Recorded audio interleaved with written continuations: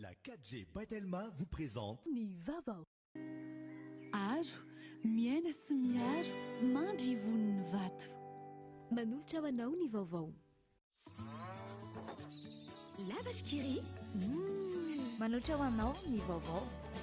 Lavage Kiri, ho finaritra ny tontolo andronao.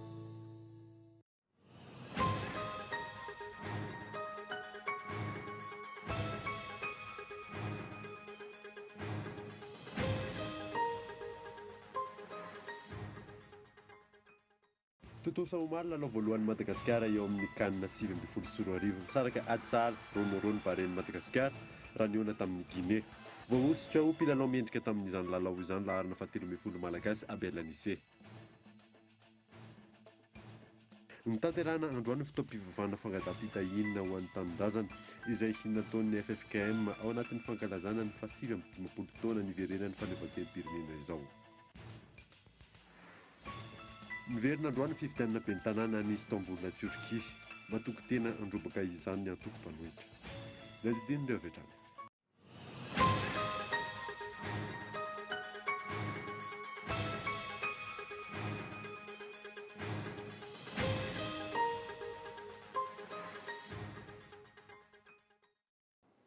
Salantra tompoko lasy sy tompoko vafotoana vaovao eto amin'ny Kultivika ho nasanao ary anaraka izany hatramin'ny farany. Nanombotsika ny vaovao dia tontolo saomaly lalao voalohan'ny Madagasikara eo amin'ny taranja baolina kitra kanina 2024 misaraka Atsala Ronorony Bareny Madagasikara raha ny fandona tamin'ny zareo Guinéanina voahositra ho mpilalao mendrika tamin'izay lalao izay laharana 17 malagasy Abel Anissé. Miantarandriana evo.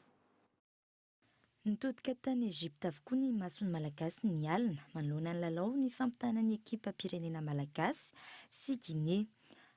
Raha iverenana ny lalao taty amin'ny fizaram-potoana voalohany tamin'ny 4:30 minitra nampiditra baolina voalohany ry zareo avy amin'ny Guinéanina tamin'ny alalan'ny baolina nampidiriny Sorigaba.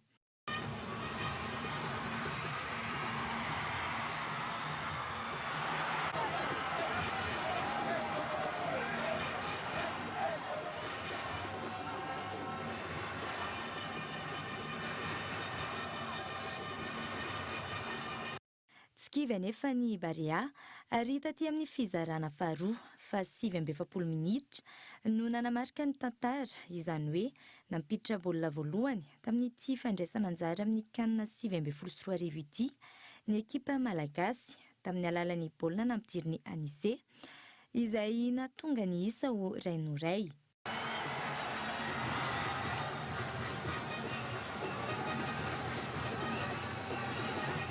Nitoy izany ary taty amin'ny 5:50 minitra indray no nahatafiditra baolina Carolus Barea Madagasikara.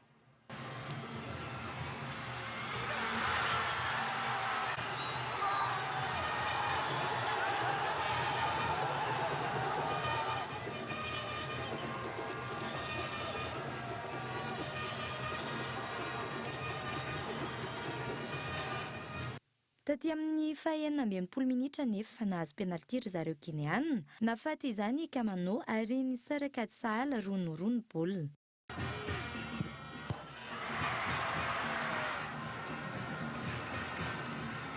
I Abel Anissé no voahositra ho mpilalao mendrika nandritry ny lalao iny. Ankilany, samy nanana ny heviny ny olom-pirenena mikasika iny lalao voalohany nandraisan'ny Madagasikara anjara tamin'ity kanina 2024 ity. Olona soma tsara mihitsy, ho resaka baolina raha izao ny lalao izy ka lalao tena efa mahay le gasy tena zafatra. Fivoarana zany tena lafo tsara. Gasy angamba ny taloha manao baolina gasy zany tsy afaka tany anaty tsy tafiditra tany anaty kanina fa zao efa tena mahay. Makasitraka manokana ny Carolus moa zany. Tsara ihany moa zany. Sahala ve moa tsotsa. Mirary soa amin'ny Barea moa zany mba ho tonga any amin'ny finale mihitsy raha ny tanjona. Nefa azo lazaina tsara any izy amin'ny lafiny iray. Fa mbola izany ary mbola tany tanjevaka kely amin'izareo tamin'ilay pasy very reny. Efa azo lazaina tsara any zany dia mirary soa any Barea tsika zany fa mbola alefa any Barea fa namafisana ny vody laharina zany hitako tanjevaka tamin'iny dia izay tena tiako tsara. Ianao ve mijery baolina? Ahoana fahitanao an'ireny lalao? Nafinaritra fa. Ny pozitiva zany mba nahafaty baolitsika. Dia izany hita hoe misy voarana. Efa jery fa tsy hoe tamin'ity vao jery tsara be le izy narezy nafaty zany zareo e raha rosoan zareo dia mba ho azo kopy jery baolina marika eo amin'ilay défense ihany izy somary misy lesoka kely fa eo amin'ny attaquant tsara tay mahafapoly izy manentana ny balle ihany mba hoe tafiakatra midingana ambonimbony kokoa e fahaizana amin'ny déplacement sy ny fahaizana manandefa koa zany no tena marina mahay mandeha zany karolesy zay no tena marina tegna misy rerakely zany tegna problème manjary zalatra maly zany zao tsy de miprécisé be loatra zany zareo tsy de manaraka baolina zany ny défense atsika zany zany tena problème kely zareo afa mafy aloha ary zalahy tegna mafy fa io zany olona ray fotsiny zany ny atahorana amin'ny zany zay Nigeria fotsiny zany tena atahorana amin'ny faly tegna faly misy ato amin'le sport maly voalohany nanao kanina ary le reny dia efa ohatr'ireny nataondry zareo zany tena faly zany sy le Barea tsara aloha sady efa miezaka efa misy fiovana zany le baolina malagasy le Barea zany mahafinaritra heranao mahafinaritra izy sady efa miezaka fa le eo amin'le famonoana baolina zany mbola mila miezaka tsara. Ny alakamisy 17 ny volana jona izao kosa no ifanandrina amin'ny Burundi, Madagasikara amin'ny lalao faharoa anatin'ny vondrona be misy. Tafiditra anatin'ny fankalazana ny fetin'ny fahaleovaten'ny toto-tsaina androany tetsy amin'ny lapan'ny fanatanjahantena Mahamasina ny hira fideranan'Andriamanitra. Nanatrika izany ny filohan'ny Repoblikan'i Madagasikara nisy mpanakanto vahiny nasaina manokana tamin'izay hetsika izay miantarandrianay.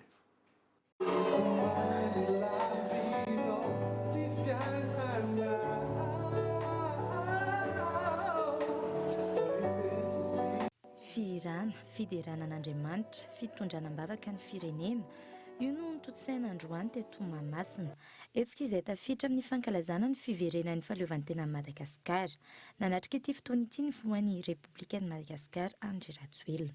Fitaom-piderana tena hoe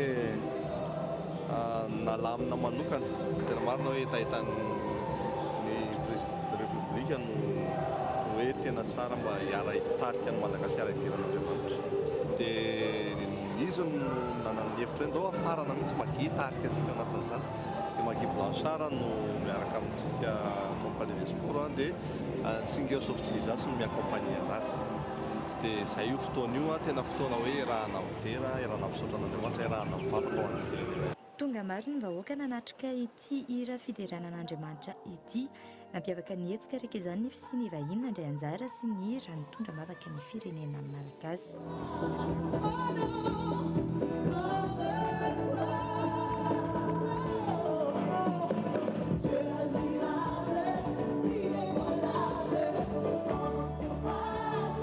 Ny alarobia ho avy izao raha tsy hivina no ankalazaina ny 515 taona ny verenan'ny fahaleovantenan'i Madagasikara izay.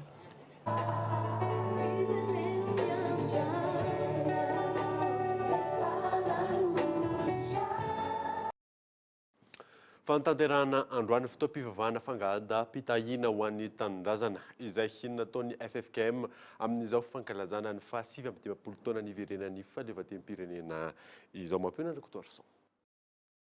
Androany no fitaom-pivavahana fahatelo fangataha-pitahiana ho an'ny firenena izay nataon'ny FFKM matahoria ny fitaom-pivavahana nataon'ny Silamo sy ny Adventiste ao anatin'ny fankalazana ny 515 taona ny verenan'ny fahaleovantenan'i Madagasikara.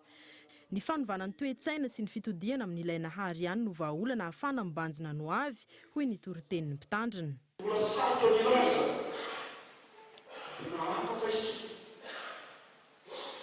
raha tonga mbola misy ny vombaka amin'ny firahiny mijery ny vola sy ny fahefana tonga tsy tena fahafana maro izy raha mbola misy sokatsimoana tsy afaka isitraka kory ny soa rehetra misy mbola rehetra amin'ity faharazana ity dia mbola ilaina madinika lalina sy madintena ny amin'ny inona marina mbola anjara inona ny anjarantsika ahatrano izany tanjona lehibe izy ekeny fa tsy tratranday ihany izany fa dingana sy ezaka mitohy ary fandomonany rehetra fa io indrindra hoe tenin'i Jesosy. Raha ny zanaka manapaka anareo dia ho afaka tokoa ianareo. 75 taona lasa niverenany fahaleovantena ary 17 taona lasa nisiany tolom-panafahana nataon'ireo mahery fo nanao vivy heriniainy mba hananany taranaka teo aoriana fahafahana. Tokony tsy ho adinoina sy sainina lalina ary apetraka eo ampelantanany ilay nahary hatrany izany rehetra izany mba ho lasa ambopo hoentina mandroso ho hiatrany nambarany mpitandrina nandritra ny fotoam-pivavahana. Tonga nanatrika izany avokoa ireo manam-pahefana maro isa-tsokajiny izay natrehany Prime Ministra lehibe ny governemanta.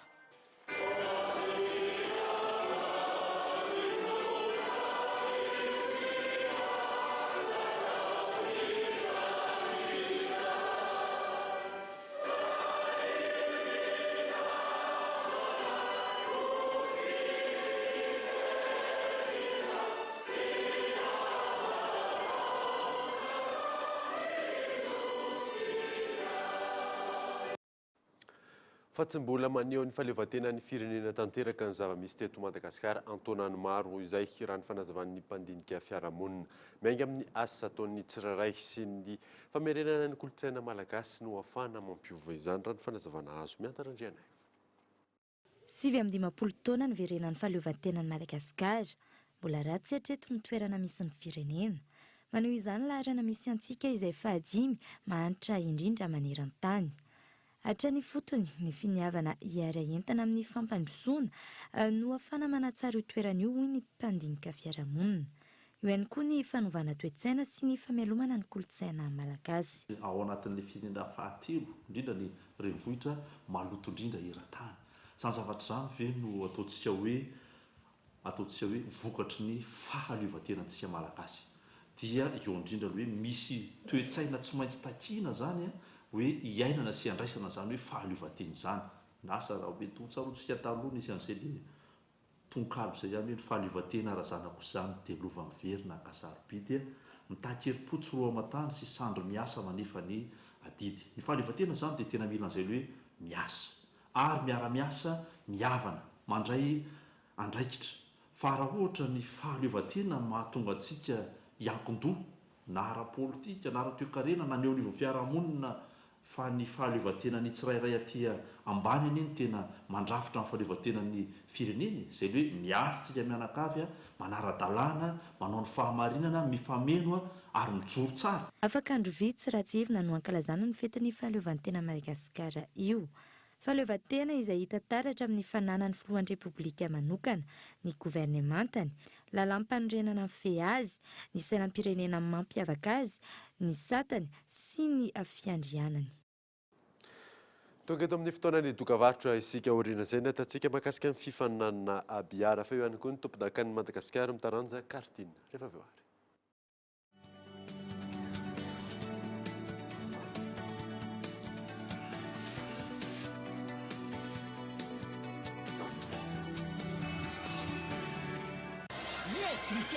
Yes, we can! Mitombo afoloen'ny bezon data teny maneto an'ireny.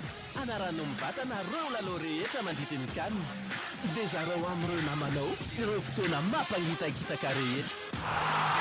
50 mégas ny atoandro à 500 mégas ny alina. Arriva ary afoana ny vidiny. Tsindriny ny dièse 322 étoile 6 dièse.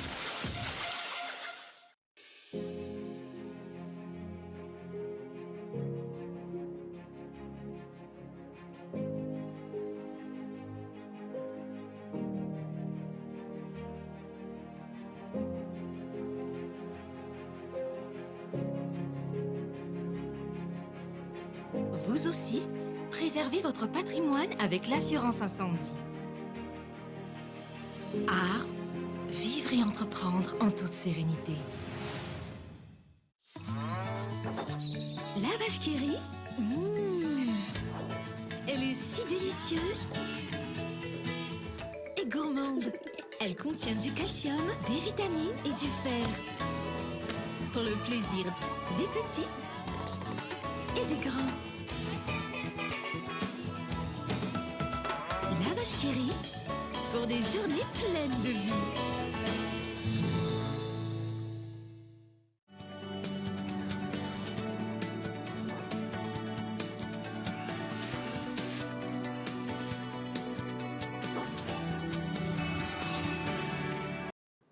Miverina eto amin'ny fampahalalam-baovao isika. Mila foazina ny fitiavan-tanindrazana ao am-pony tsirairay avy ankehitriny hoy ny ministra ny serasera sy ny kolontsaina. Endrika iray mampahomby amin'izany ny fampahafantarana ny tantaram-pirenena raha ny fanazavana azo. Mampiona rakotoarsan. Mihendanja ankehitriny ny fitiavan-tanindrazana ao anatin'ny tsirairay raha ny hita eny amin'ny fiarahamonina malagasy ny jerena. Fitiavan-tanindrazana izay hery iray lehibe ahafana miara-mampandroso ny firenena. Tsy maintsy averina ho foazina ao am-pony tsirairay indray izany hoy ny ministra ny serasera sy ny kolontsaina Lalatiana Rakotondrazafy. Raha tsy mahalala ny tantara ny olo-pirenena anankiray dia olo-miompony izay. Izay no tena azontsika lazaina hoe mamintana n'izao zavatra atao izao. Fampahafantarana ny tantara mba hanaingana moazana indray ny fitiavan-tanindrazana ao anatin'ny olo-pirenena rehetra, indrindra ny tanora tsy aoriana ny taranaka faramandimby. Ny zavatra tsapanay io ministeran'ny serasera sy ny kolontsaina dia latsakan'ny lalina dia lalina ny fahatsapana ny lanjan'izay fitiavan-tanindrazana izay, indrindra ho an'ny tanora tsy aoriana hitantaraka izany amin'ny ady hevitra mandeha eny amin'ny fiarahamonina eny amin'ny tambazotra serasera sosialy eny sy ny sisa. Ilaina velomina indray ao am-pony tanora, ilaina kolona indray ny sain'ny tanora hahalala ny tantarany. Ary rehefa mahalala ny tantarany izy dia mifo ary tokony hifo ny fitiavan-tanindrazana ao anatiny. Nampiratiana ao amin'ny lapan'ny tanàna Antananarivo avokoa ireo tantara mirakitry ny ela manodidina ny lalana no diavin'ny malagasy hatramin'ny fahampanjaka hatramin'izao repoblika fahefatra izao. Misongadina amin'izany ireo lalana no lalovan'ireo mahery fo ny taky ny fahaleovantena. Miaraka amin'izany ihany koa ny tantara ny Foloalinda izay tsy afa-misaraka amin'ny tantara ny fahaleovantena io. Fatotosa androany ny famaranana fifananana biara niarahana tamin'ny club de biara au Dreams. Niavaka ny fifananana izay tafiditra ao anatin'ny fanamariana faharoapolo taona ny Dreams Akorondrano. Yves Richard. Notanterahana androany fahatelo amby roapolo ny volana Jona ny fifananana biara Black Obal iarahana amin'ny Dreams Akorondrano. Mandidina ny 2 ny mpandray anjara ary maro ny nampiavaka izany ao anatin'ny fanamariana ny faharoapolo taona ny Dreams Akorondrano. Io zany mbola hoe vao fiatombohany fotsiny ty anana anankiray ty fa mandritra ny taona zay mbola eritreritra hoe hanao événement roa na telo hafa koa ankoatran'izy ito. Ny déroulement le tournoi mihitsy ny tena mampiavaka anazy satria ny tournoi mandritra ny tonga dia nandritra ny semaine ray manontolo iny nanomboka tamin'ny latsinainy ny éliminatoire rehetra zany. Dia mampiavaka anazy anankiray koa ny joueur tsy manao match fa tsy anankiray dans la soirée zany tsy mihoatra amin'ny match ray mihitsy nataony zareo. Fa manao match ray izy dia qualifié izy dia verina indray izy le lendemain dia ainsi de suite. Isan'ireo mpilalao roa niatrika ny famarana ny Georges avy amin'ny club Insquare sy Eric avy amin'ny club Alpha niady ny fifananana raha ny fanazavana ary sosikevitra maro no naroso ho fanatsarana ny taranja biara eto Madagasikara. Mila vadika sport légal amin'izay le izy fa mbola sy dia tafiditra tsara ny eto Madagasikara, mbola sy dia tena hoe afaka manenjika ny ivelany zany. Amiko moa zany malheureusement le izy tsisy hoe saison tena hoe saison fa bon ny participants sy ny joueur moa zany rehefa misy ny tournoi dia manenjika fa ny ivelany moa zany tsy dia tena hoe araka loatra mijery any misy fotoana anisan'ny fangalana inspiration koa le tournoi ny ivelany. Hatsaraina hatrany ny fifananana Black Obal iarahana amin'ny Dreams hoy ny fanazavana. Fifananana maro no viana vinaina amin'ity taona ity ao anatin'ny fanamariana ny faharoapolo taona ny Dreams Akorondrano. Fantanterahana teny amin'ny circuit SRK MRC Tosika androany ny andihan'ny faharoa mitombotakan'ny Madagasikara eo amin'ny taranja kartine. Mpandray anjara maro no ny faninana tao anatin'ny sokajy telo raha ny fanazavana azo. Fadidina. Tonontosandroany teny amin'ny circuit SRK MRC Tosika ny andihan'ny faharoa ny fiadinan'ny tompon-dakan'ny Madagasikara amin'ny kartine. Mpandray anjara maro ny faninana tao anatin'ireo sokajy telo nahitana ny elite, ny espoir ara-tsy sokajy minime, na tombomanina no nandrobaka ny amboara teo amin'ny laharana voalohany raha ny vokatra azo, na raha imeja teo amin'ny laharana faharoa ary roanina teo amin'ny laharana fahatelo.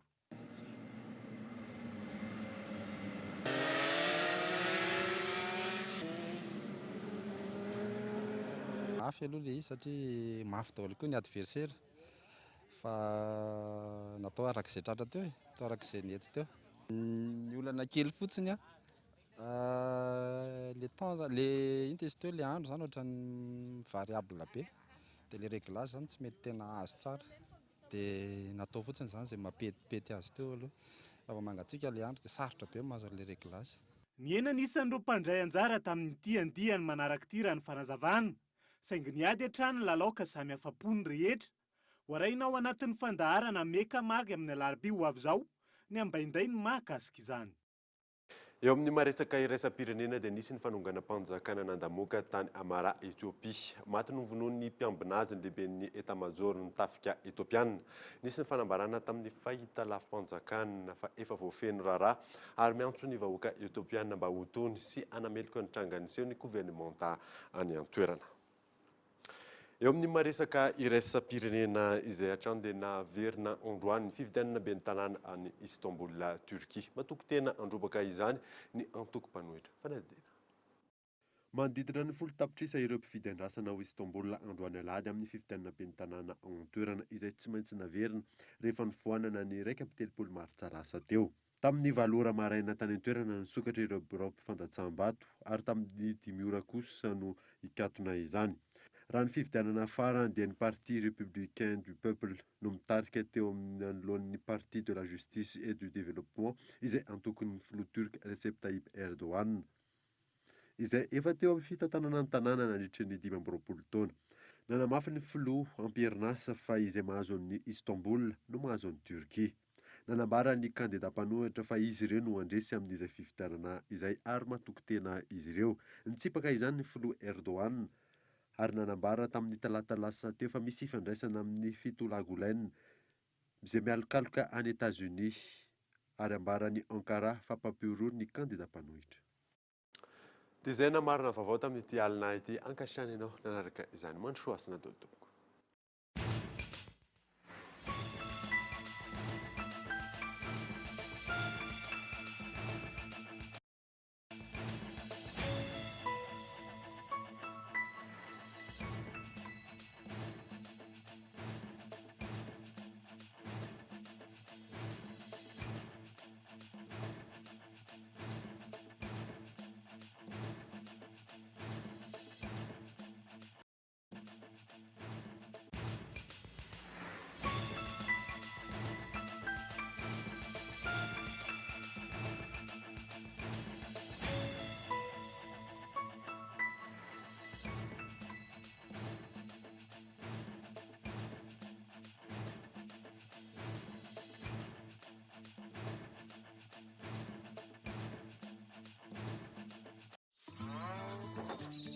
La vache qui rit. Narainao teo ny vaovao miaraka amin'ny La vache qui rit. Au final, tu as tout loin de now. Le journal vous a été présenté par Aro, miena sy miaro, mandry voniny vato. La 4G Batelma vous a présenté Ny vaovao.